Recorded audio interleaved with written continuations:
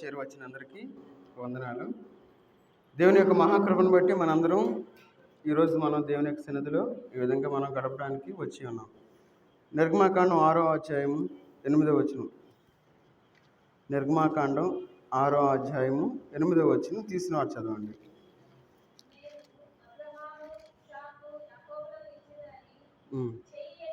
చెయ్యి ఎత్తి ప్రమాణం చేసిన దేశములోకి మిమ్మును రప్పించి దాన్ని మీకు స్వాస్థ్యముగా ఇచ్చేదను,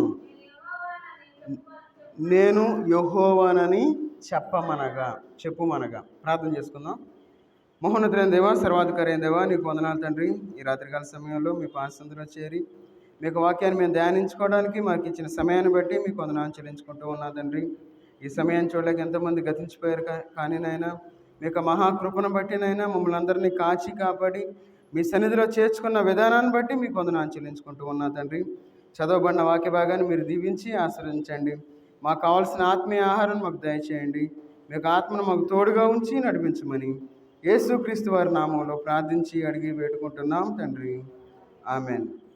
ఇక్కడ మనం చదువుకున్న వాక్య భాగంలో మనం చూసినట్లయితే, నేను అబ్రహాము, ఇస్సాకు, యాకోబులకు ఇచ్చేదనని చెయ్యి ఎత్తి ప్రమాణము చేసిన దేశములోకి మిమ్మల్ని రప్పించి దాన్ని మీకు స్వాస్థ్యముగా ఇచ్చేదను, నేను యెహోవానని చెప్పుమనగా. ఈరోజు మనందరం దేవుని యొక్క సన్నిధికి వచ్చి ఉన్నాం. అంటే మనం దేవుని యొక్క ప్రజలంగా మనం ఈ లోకంలో జీవించవలసిన వారుగా ఉన్నాం. ఎవరైతే బాప్తిస్మం పొంది ఉన్నారో వారందరూ దేవుని యొక్క ప్రజలు.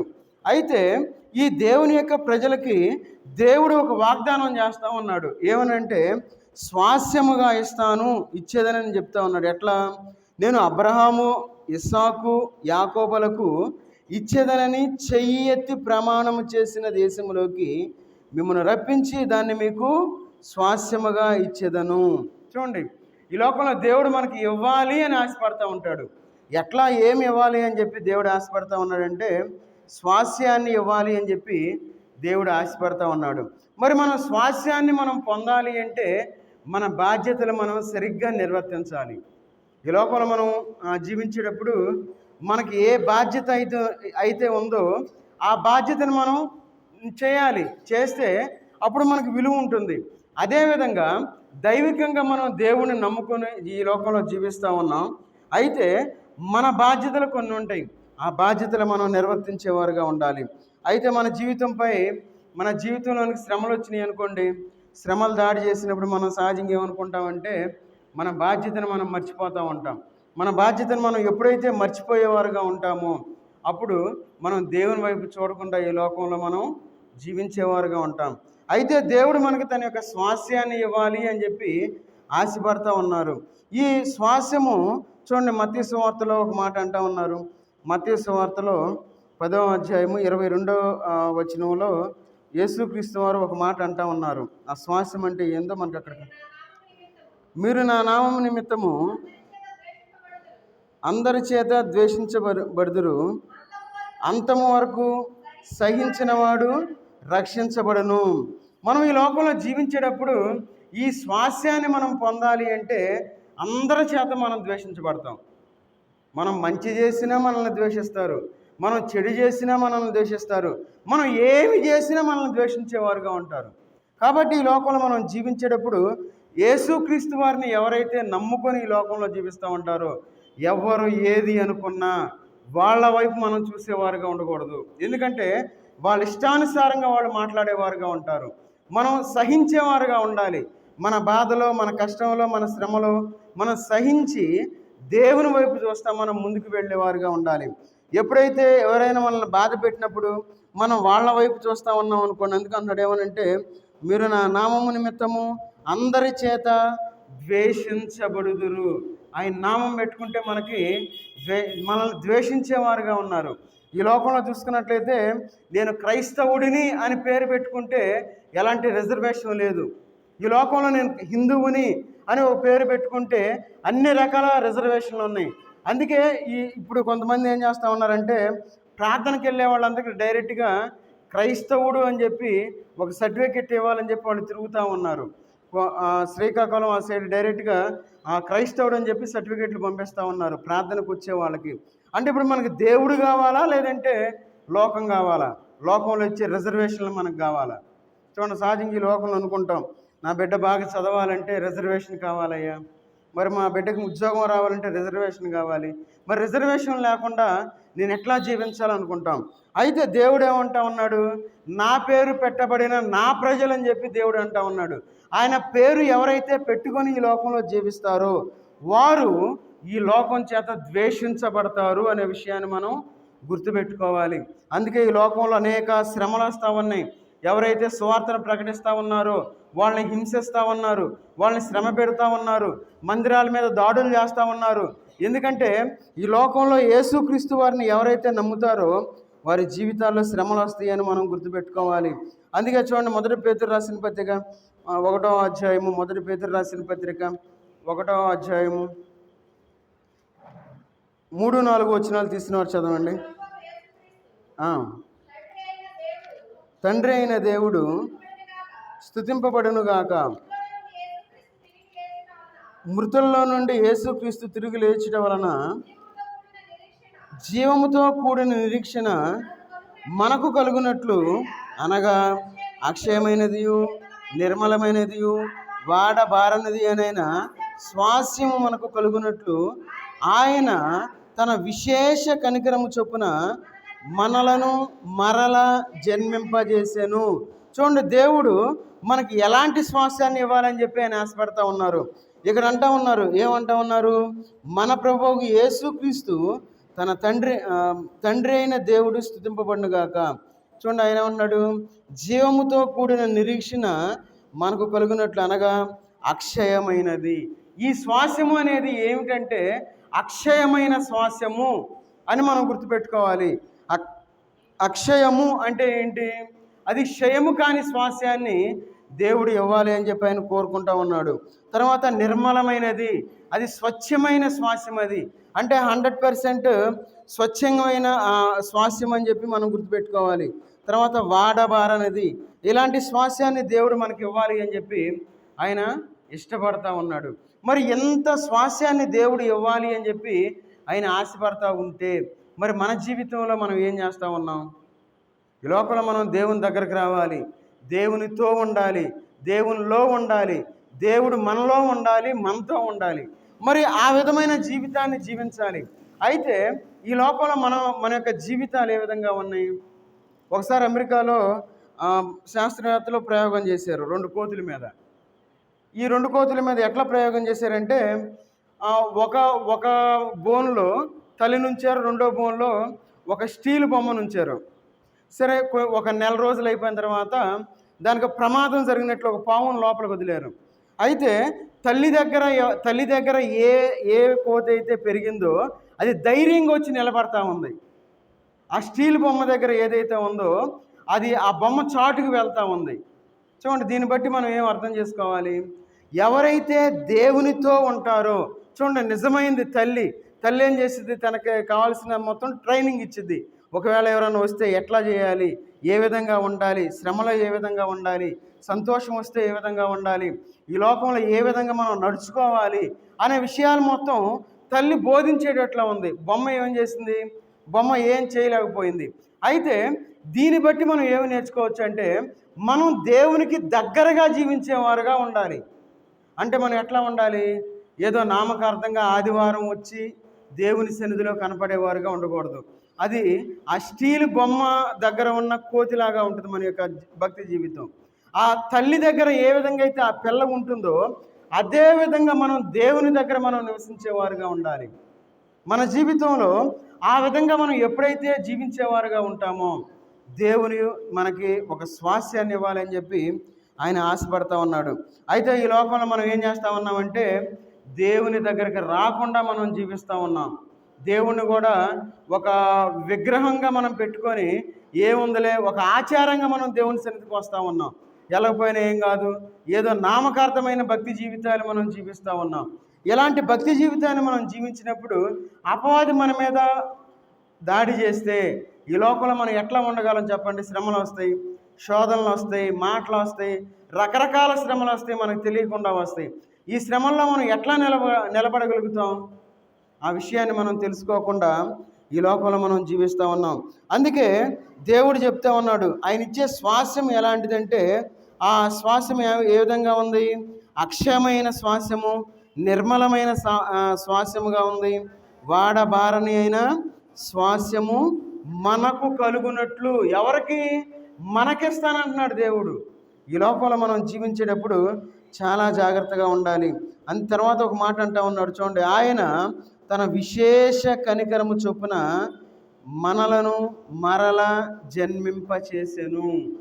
చూడండి, ఆయన కనికరం మన మీద ఉంది. ఆయన మనల్ని ప్రేమిస్తూ ఉన్నాడు. ఆయన కనికరం మన మీద ఉంది కాబట్టి మరలా ఆయన మనల్ని జన్మింపజేసుకొని ఆయన బిడ్డలుగా మనల్ని చేసుకుని ఉన్నాడు అనే విషయాన్ని మనం మర్చిపోకూడదు ఈ లోకంలో జీవించేటప్పుడు. అందుకే చూడండి, కీర్తనకారుడు ఒక మాట అంటా ఉన్నాడు. 37వ కీర్తనలో ఒక మాట మనం చూడగలం. 37వ కీర్తన 18వ వచనం చదవండి. నిర్దోషుల చర్యలను యెహోవా గుర్తుంచుచున్నాడు, వారి శ్వాసము సదాకాలము నిలుచును. చూడండి, వాడబారని శ్వాసము అంటే సదాకాలం నిలిచే శ్వాసము అని మనం గుర్తుపెట్టుకోవాలి. అందుకే ఇక్కడ కీర్తనకారుడు ఏమంటా ఉన్నాడంటే వారి శ్వాసము సదాకాలము నిలుచును. ఎవరి శ్వాసము? నిర్దోషుల యొక్క శ్వాసము అని మనం గుర్తుపెట్టుకోవాలి. నిర్దోషులు అంటే ఎవరి చేత మనం దోషి అని మనం పేరు పెట్టుకోకూడదు ఈ లోకంలో. ఈ లోకంలో రేపు పలానోడు మంచోడు కాదురా అన్నారే అనుకోండి, మనం దోషులమే. ఒకవేళ నిజంగా మనం నిర్దోషులుగా ఉంటే ఏదో ఒక నాటికి ఖచ్చితంగా ఆ నోటి నుండి అంటారే, నేను తప్పుగా అనుకున్నానే, నన్ను క్షమించు అని చెప్పి మన నిర్దోషత్వం బయటకు వచ్చేదిలాగా ఉంటుంది. అట్లా కాకుండా మనం దోషభావాన్ని మనం మనసులో పెట్టుకొని మనం పై ఒకటి మాట్లాడి అమ్మా వందనాలు, అయ్యా వందనాలు అని చెప్పి వాళ్ళ గురించి లేనిపోని విధంగా మనసులో పెట్టుకొని ఈ లోకంలో మనం జీవించామనుకోండి, అది నిర్దోషత్వం కాదు అని మనం గుర్తుపెట్టుకోవాలి. అందుకే ఇక్కడ అంటా ఉన్నాడు, ఏమన్నా నిర్దోషుల చర్యలు. ఎందుకంటే ఈ దోషం కలిగిన చర్యలు మనం చూస్తూ ఉన్నాం. ఈ లోకంలో క్రైస్తవుడిగా పిలువబడుతున్నవారు, లేదంటే సేవకులుగా పిలువబడుతూ ఉన్నవారు, లేదంటే స్వార్థికులుగా పిలువబడుతూ ఉన్నవారు దోషభరితమైన జీవితాలు జీవిస్తూ మనసులో ఒకటి పెట్టుకొని పైకి ఒకటి మాట్లాడేవారుగా ఈ లోకంలో జీవిస్తూ ఉన్నారు. కాబట్టి మనం చాలా జాగ్రత్తగా ఉండాలి. మన నిర్దోషత్వం మనకి సదాకాలం నిలిచే శ్వాసాన్ని మనకిస్తుంది అనే విషయాన్ని మనం గుర్తుపెట్టుకోవాలి. అందుకంటున్నాడు, వారి శ్వాసము సదాకాలము నిలుచును. సడన్గా వచ్చి మాయమయ్యేది కాదు. కొంతమంది అవకాశవాదులు ఉంటారు. ఎట్లా ఉంటారంటే దేవుని పేరు చెప్పుకొని ఏం చేస్తూ ఉంటారంటే ఈ లోకంలో జీవించేవారు కొంతమంది ఉంటారు. అలాంటి వారిని అసలు మనం నమ్మకూడదు. ఒకవేళ మనం తెలుసుని కూడా చట్టంలో ఉంది ఏమనంటే, ఎవరైనా ఒకరు తప్పు చేస్తూ ఉంటే వాళ్ళకి మనం సపోర్ట్ చేస్తే ఆ తప్పు మనం కూడా చేసిన వాళ్ళం అనే విషయాన్ని మనం గుర్తుపెట్టుకోవాలి.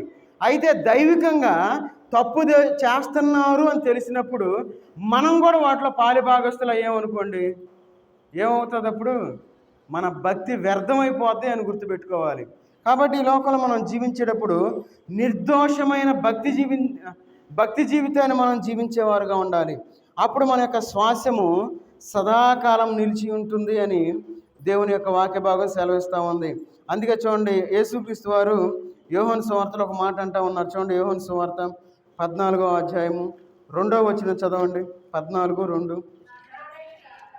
నా తండ్రి అంట అనేక నివాసములు కలవు, లేని ఎడల మీతో చెప్పుదును, మీకు స్థలము సిద్ధపరచ వెళ్ళుచున్నాను.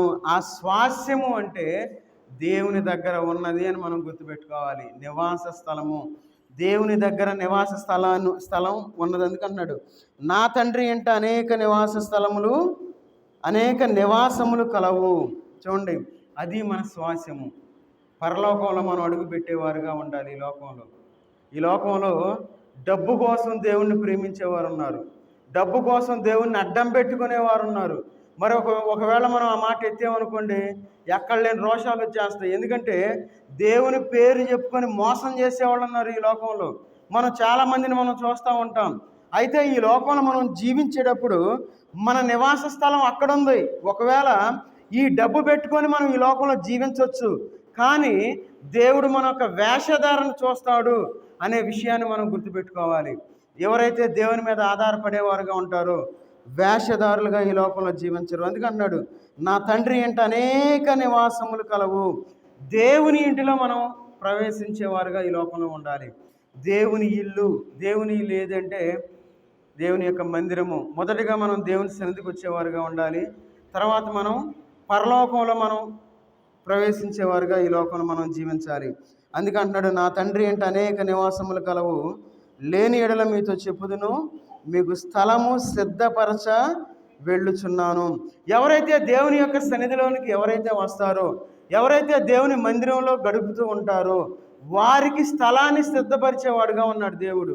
వారికి దేవుడు తన యొక్క శ్వాసాన్ని ఇచ్చేవాడుగా ఉన్నారు. మనం దేవుని మందిరానికి రాకుండా దేవుడు మనకి స్వాస్యాన్ని ఇవ్వడు అనే విషయాన్ని మనం గుర్తుపెట్టుకోవాలి. నామకార్థ భక్తి జీవితాలు మనం జీవించకూడదు. అవిశ్వాసులంగా ఈ లోకంలో మనం జీవించకూడదు. ఈ లోకంలో మనం జీవించేటప్పుడు మన యొక్క విశ్వాసాన్ని మనం చూపించేవారుగా ఈ లోకంలో మనం జీవించాలి. అందుకే చూడండి, మన ఈ లోకంలో చూడండి, హిబ్రీ పత్రికలో ఒక మాట మనకు కనబడతా ఉంటుంది. చూడండి, హిబ్రీ రాసిన పత్రిక 1వ అధ్యాయము 14వ వచనం చదవండి.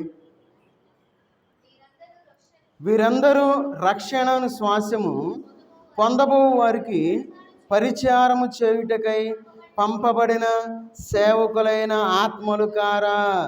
ఎవరు వీళ్ళు? ఎవరు చూడండి, ఇక్కడ వీరందరూ అంటా ఉన్నారు కదా.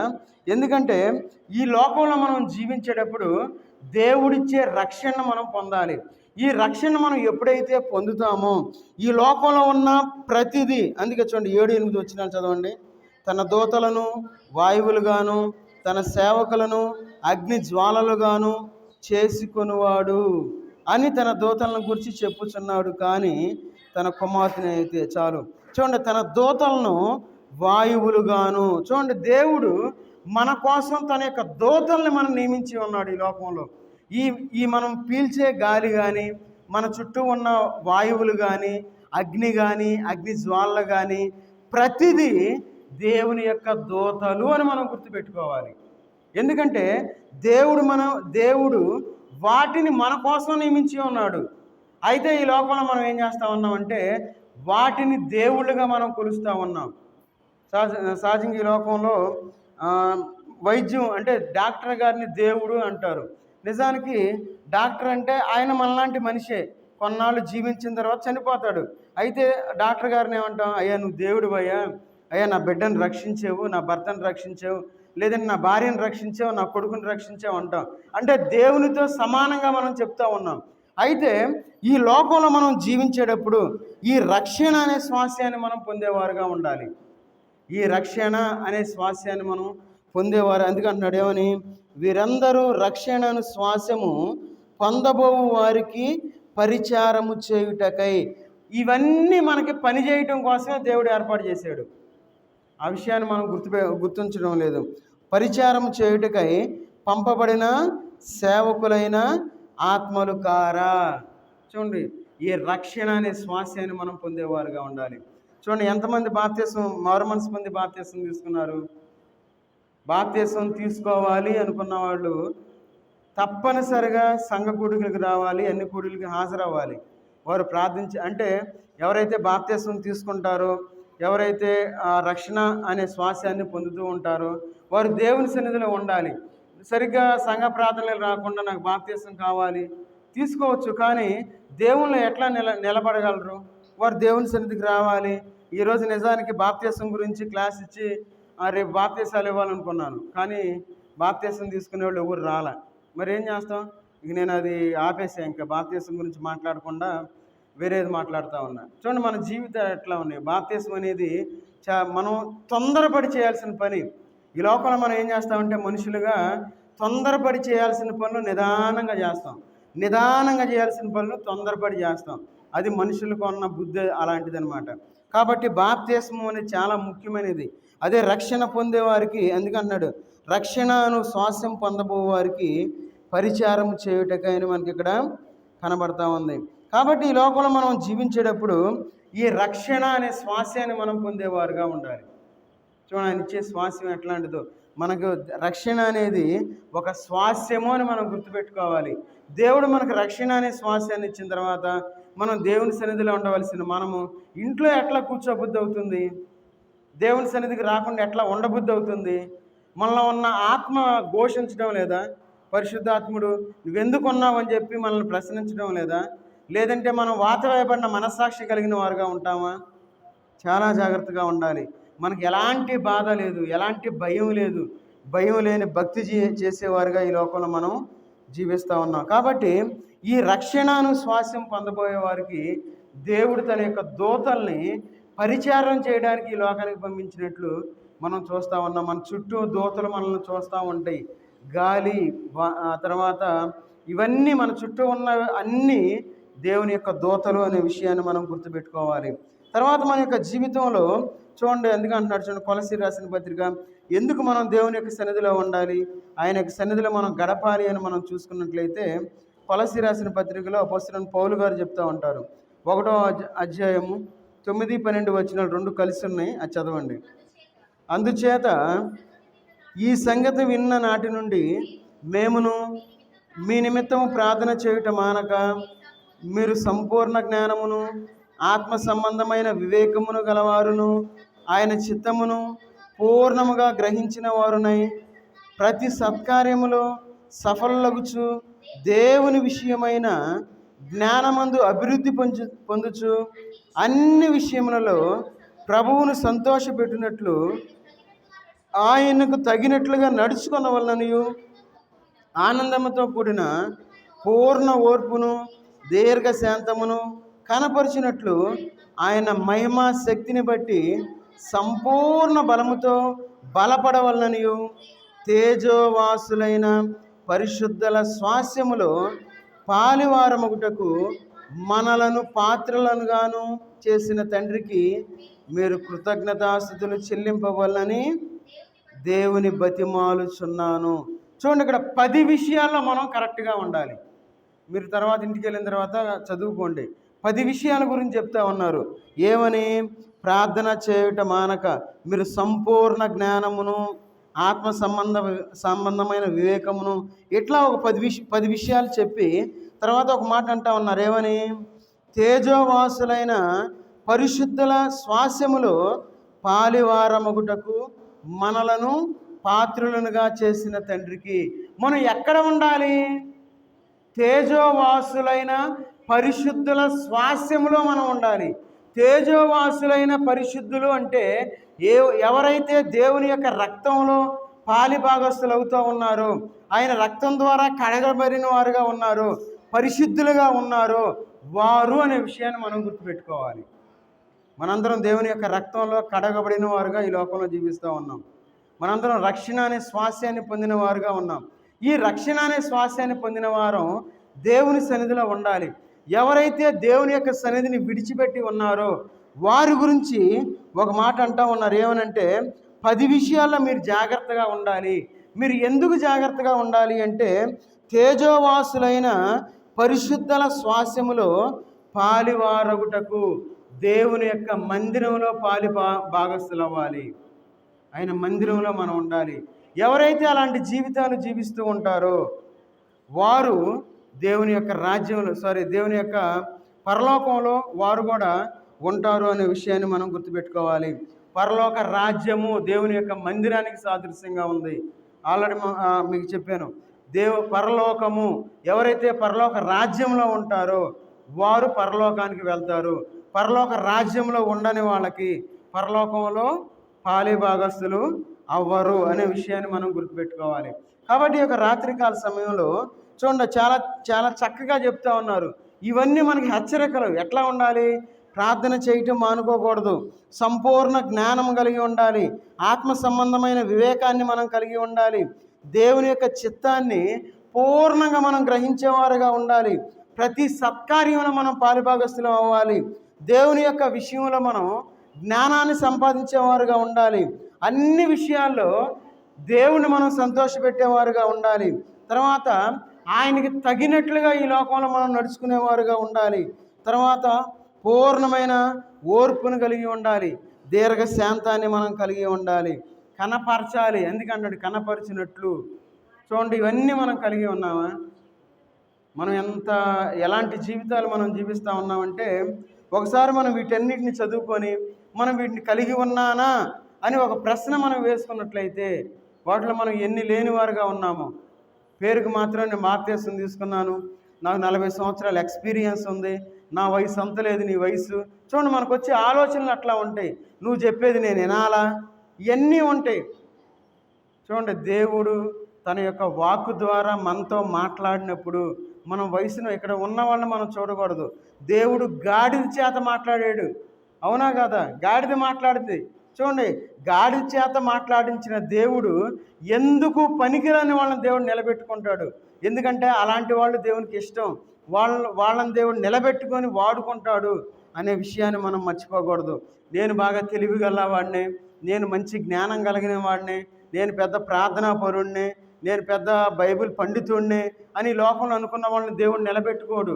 దేవుడు వాళ్ళని ఒక స్థితిలో ఉంచడం వాళ్ళని.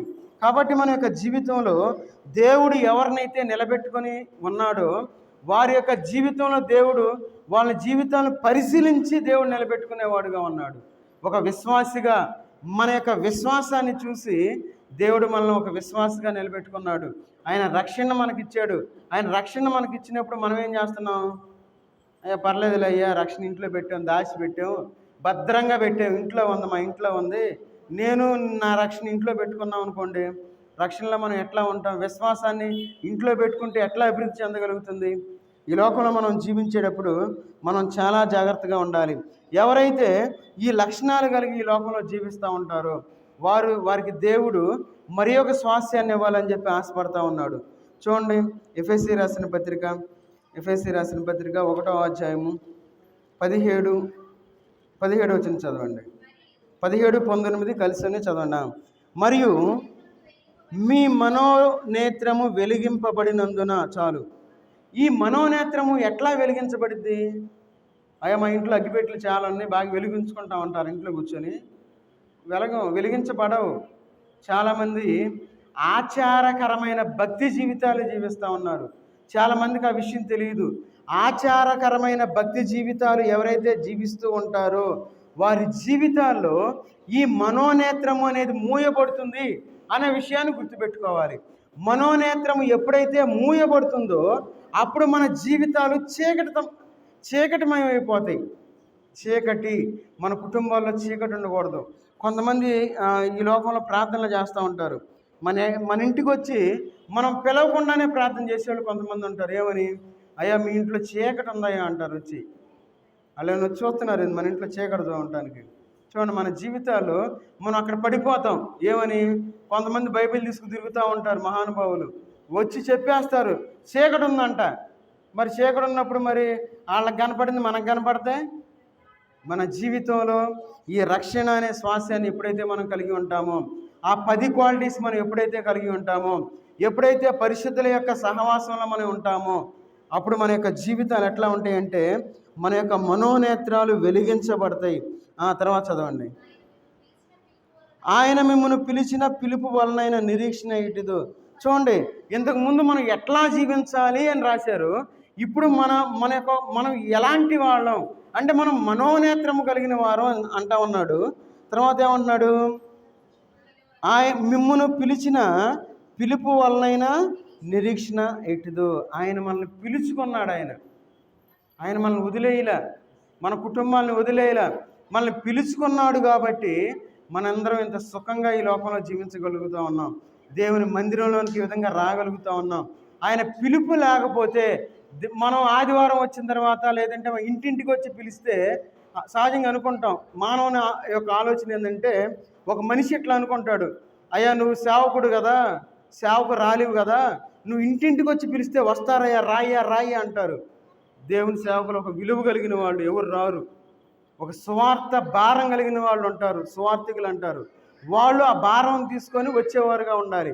అయితే నువ్వు రా ఇంటింటికి వెళ్ళి మనం పిలిచేమనుకోండి, అది సరైన పిలుపు కాదు అని మనం గుర్తుపెట్టుకోవాలి.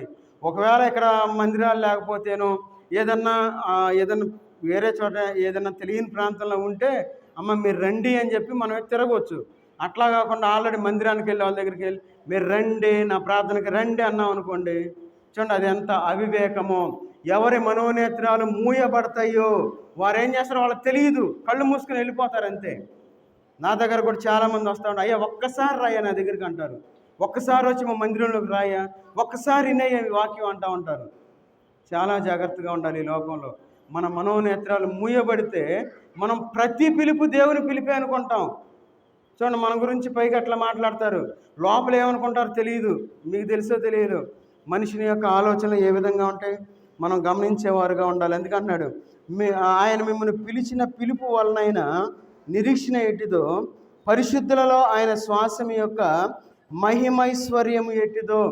దేవుని మహిమైశ్వర్యాన్ని మనం పొందాలి అంటే ఆయన పిలుపుకు తగినట్లు మనం ఈ లోకంలో జీవించాలి.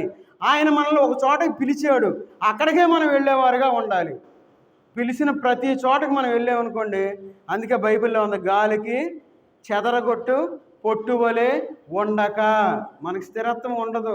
మనం అనుకుంటాం ఏమని, అయ్యా వాక్యమేనయ్యా భలే వాక్యం, ఏముండదు అక్కడ, స్థిరత్వం లేని జీవితాలు మనకు ఉంటాయి. కాబట్టి ఆ విషయాన్ని మనం తెలుసుకోవాలి. దేవుడు మనకు ఐశ్వర్యాన్ని ఇస్తాడు, దేవుడు మనకి సహాయపడతారు. అయ్యా మాకు సహాయపడతాడయ్యా మేము వెళ్తాము, వెళ్ళండి మరి, దేవుడిని వదిలేసేయండి. చాలా జాగ్రత్తగా ఉండాలి. ఈ లోకంలో దేవుడు మనల్ని పిలుచుకున్నప్పుడు దేవుని వైపు మనం చూసేవారుగా ఉండాలి. మనకి కష్టం వచ్చినా బాధ వచ్చినా మన అడుగు పక్కకేయకూడదు. మనం ఎవరు ఎలాంటి వాళ్ళు అనే విషయాన్ని మనం గుర్తుపెట్టుకోవాలి. అందుకే ఇక్కడ అంటా ఉన్నాడు ఏమనంటే, పరిశుద్ధులలో ఆయన శ్వాసం యొక్క మహిమైశ్వర్యము ఎట్టిదో. మహిమ ఐశ్వర్యము. చూడండి దేవుడు ఐశ్వర్యంలోకి మనం పిలుస్తూ ఉంటే ఈ లోకంలో చిన్న చిన్న వాటికి మనం లోబడి తల ఉంచుకొని ప్రతి మాటను అనిపించుకునేవారుగా ఉన్నాం. ఈ లోకంలో అనిపించుకున్నారని చెప్పినా మనం ఏం చేస్తామంటే వదిలేసి వెళ్ళిపోతున్నాం. మన జీవితాలు అట్లా ఉన్నాయి. కాబట్టి మనం చాలా జాగ్రత్తగా ఉండాలి. ఆయన మహిమైశ్వర్యాన్ని ఇస్తా ఉన్నాడు. ఆ మహిమైశ్వర్యాన్ని మనం పొందేవారుగా ఉండాలి. పరలోకం వైపు మనం చూసేవారుగా ఉండాలి. దేవుళ్ళలో మనం ఉండేవారుగా ఉండాలి. ఆ గొప్పతనాన్ని మనం తెలుసుకునేవారుగా ఉండాలి. రక్షణలో మనం ఉండేవారుగా ఉండాలి. ఎవరు పిలిస్తే వాళ్ళకి వెళ్ళిపోయామనుకోండి, ఆ విధంగా వెళ్ళిపోయి మన మందిరం సగం మంది వెళ్ళిపోయారు. మీకు తెలుసలేదు, అయ్యే పలానా చోట భలే చెబుతారని. ప్రతి కొత్త వాళ్ళ రంగాలు మనం ఏం చేస్తాం, అయ్యగారు అయ్యగారు అయ్యగారు అంటాం.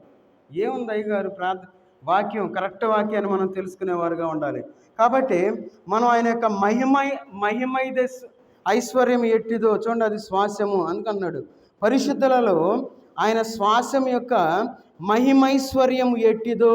తర్వాత చదవండి, ఆయన క్రీస్తునందు వినియోగపరిచిన బలాతిశయమును బట్టి విశ్వసించు మనయందు ఆయన చూపుచున్న తన శక్తి యొక్క అపరిమితమైన మహత్యం ఎట్టిదో మీరు తెలుసుకొనవలనని. ఏం చేయాలి? మనం తెలుసుకోవాలి. మనం తెలుసుకోవట్లా. ఈ లోకంలో ఎట్లా ఉన్నామంటే గాలికి ఎట్టుకొని వెళ్ళిపోతూ ఉన్నాం. మనం జలప్రవాహంలో పడి కొట్టుకొని వెళ్తూ ఉన్నాం. చూడండి, చేప ఎప్పుడైనా ఆ నీళ్ళల్లో ఎదురుతూ ఉంటుంది. ఎప్పుడైనా గమనించండి, చేపలు ఎదురుతూ ఉంటాయి. ఎందుకు ఎదురు వెళ్ళాలి? వాటితో పాటు వెళ్ళిపోవచ్చుగా. చనిపోయిన చేప ఏమైందంటే ప్రవాహంలో పడి కొట్టుకొని పోతూ ఉంటుంది. మన ఆత్మీయమైన జీవితాలు కూడా మనం ఎదురీదేవారుగా ఉండాలి ఆత్మీయంగా. కాబట్టి చూడండి, అందుకే అంటున్నాడు మీరు తెలుసుకున్న వల్లని మన ప్రభు అయిన యేసుక్రీస్తు యొక్క దేవుడైన మహిమా స్వరూపియగు తండ్రి తన్ను తెలుసుకుంటే ఎందు మీకు జ్ఞానమును ప్రత్యక్షత గల మనస్సును అనుగ్రహించినట్లు. చూడండి, జ్ఞానం కలిగి ఉండాలి.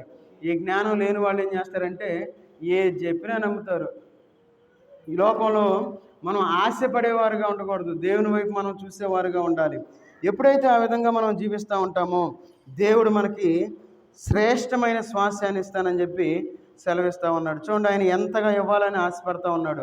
చూడండి, 16వ కీర్తన 6వ వచనం చదవండి. 16వ కీర్తన 6వ వచనం.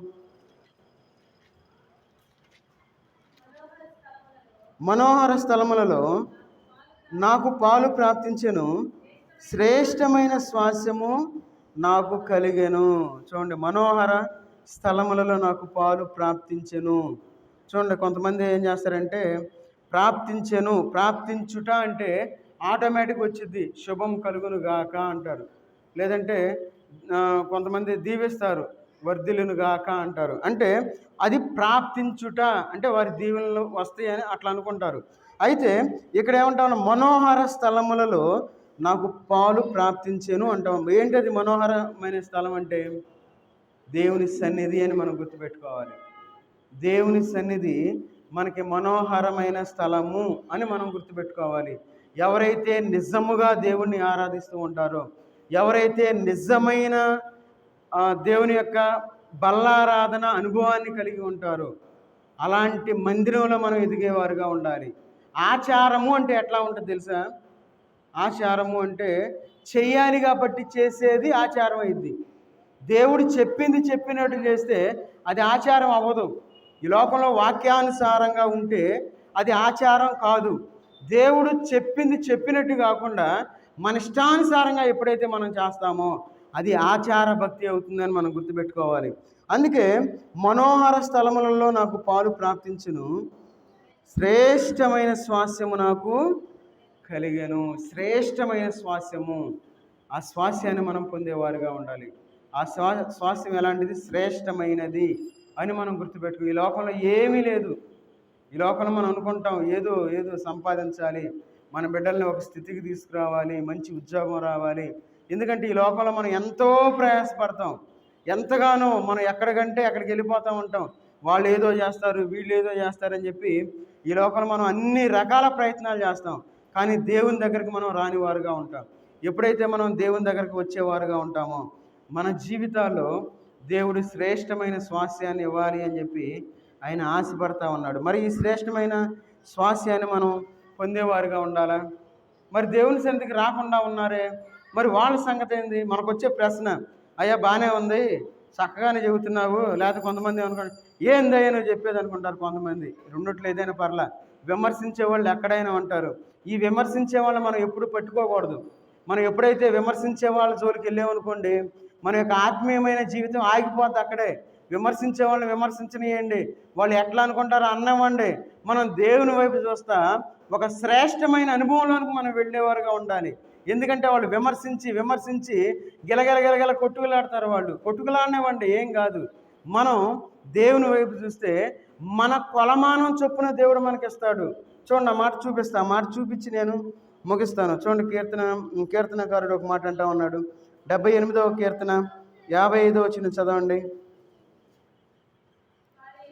వారి ఎదుట నుండి అన్యజనులను వెళ్ళగొట్టేదను, కొలనూలు చేత వారి స్వాస్యమును వారికి పంచి ఇచ్చేదను. చాలు.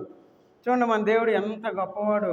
మనం ఎంత దేవుని సన్నిధిలో గడుపుతామో దేవుడు లెక్కగట్టి మన స్వాస్యాన్ని ఇస్తాడు ఆయన.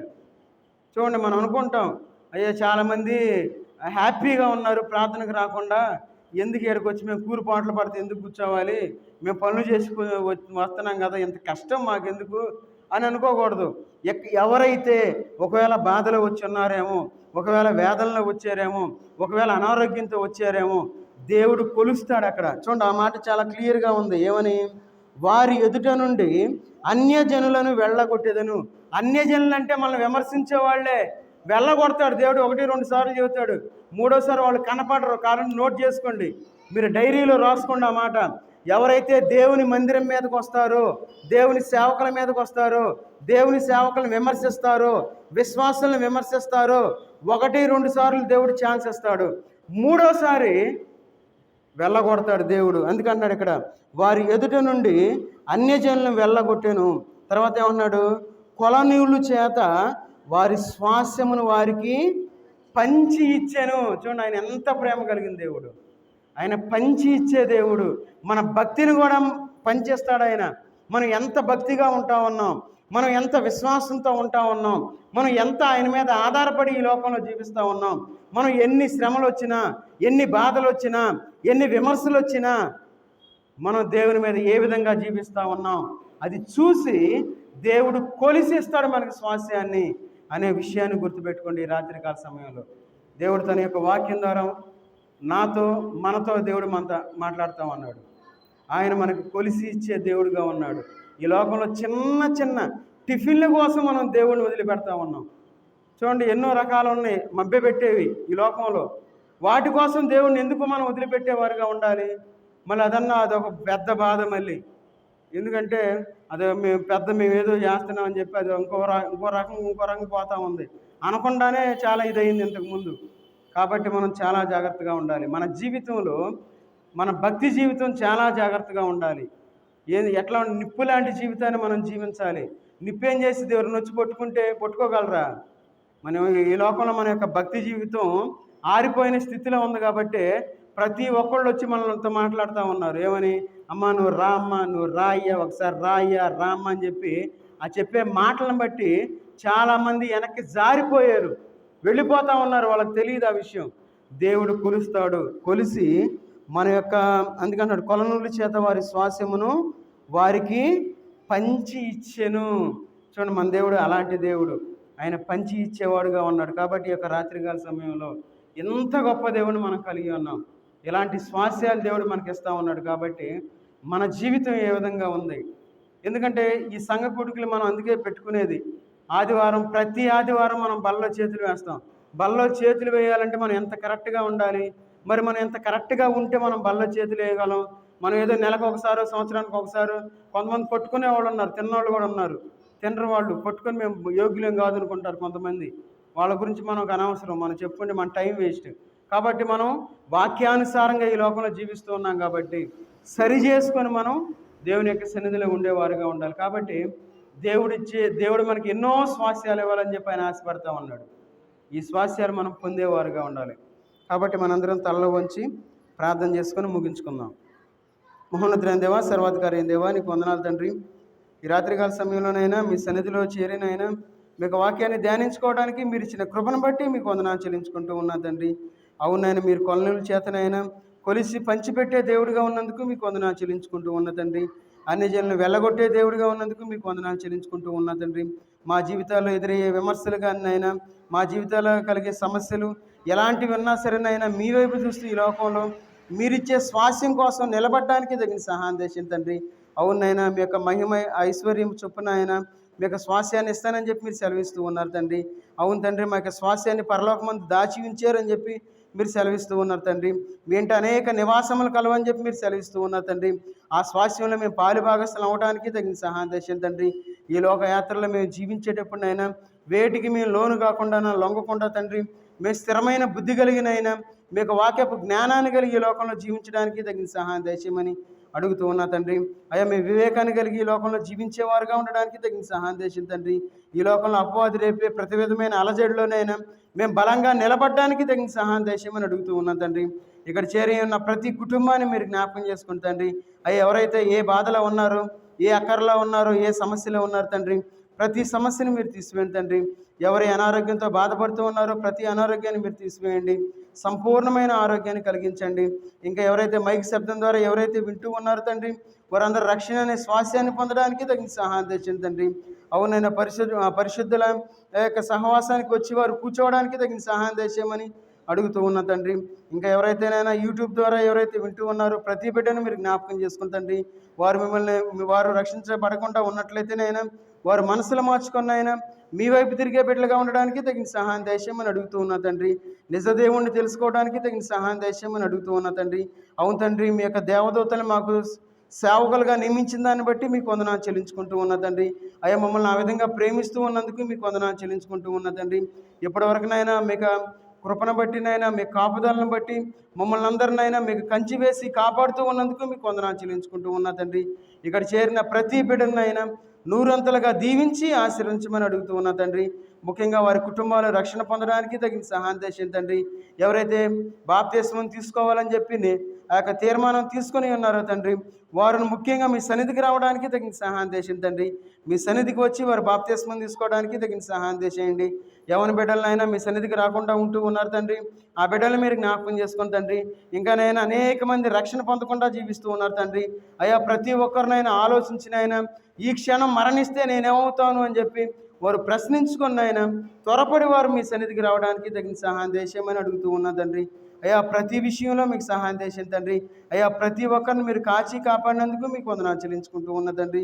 ఇప్పటివరకునైనా మీరు మాకు తోడుగా ఉండి మీకు ఆత్మ ద్వారా మమ్మల్ని నడిపించినందుకు మీకు వందనాలు చెల్లించుకుంటూ యేసుక్రీస్తు వారి నామంలో ప్రార్థించి అడిగి వేడుకుంటున్నాం తండ్రి.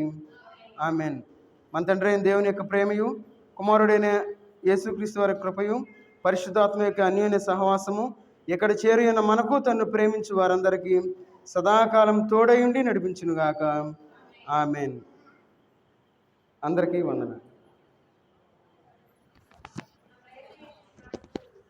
సరే ఆపేసారా?